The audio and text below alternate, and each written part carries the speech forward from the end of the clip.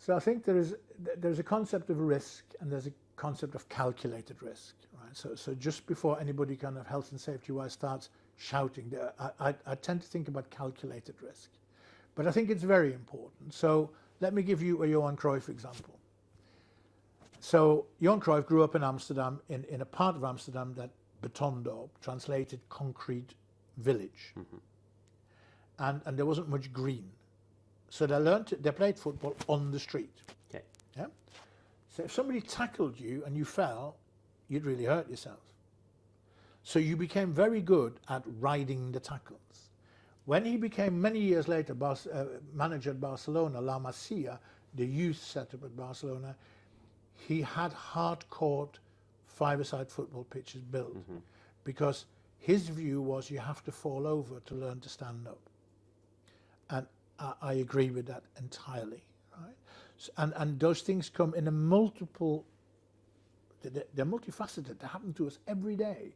And we need to learn, in the end it's about confidence. We need to learn to be confident enough to deal with that. My youngest daughter's off to Oxford University very soon. She's nervous. She's going to meet people she's never met. She's going to be away from home. She's going to have to shut her own front door. She's going to have to do all those things. She's nervous. Our reaction as adults has become too much. I'll do it for you. I'll do it for you. I'll do it for you. And we need to begin to realize that some of the tiniest struggles are actually really important. I can't make her not nervous. So what I can do is I can say to her, I'm here, but I can't take those butterflies out of your tummy, right? And at the same time, at some point, most people fall in love, and sometimes that causes pain and all those things. It is part of our everyday being as opposed to just about schooling and education. And so she had her exams, and she says, I'm nervous before the exams. I'm really happy that you're nervous about your exams. Why do you say that? Well, otherwise you wouldn't care. I'm really happy that you care.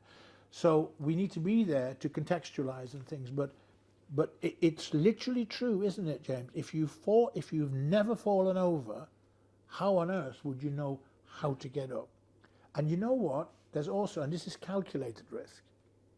If I teach you to ride a bike, there is a fairly high percentage that at some point you're going to go boom, right?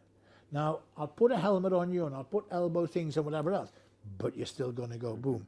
So we need to find that balance, and it is good for us as parents not to take away the risk, but to calculate it. And it's also not very nice sometimes, but sometimes love is difficult, but we have to do those things. And one of the reasons, you know, I was so lucky to teach you and your contemporaries. I was sending you to Germany at the age of 14 or 15 for 6 weeks on a work experience in the summer, of course with your parents' permission. And we knew, your mum and dad and I knew and talked about, is he going to get homesick?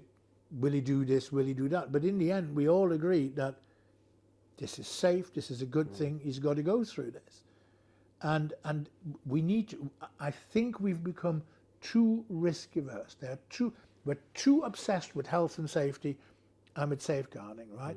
We put, our largest year, I think we took 85 children in one go to Germany for a fortnight to stay in families.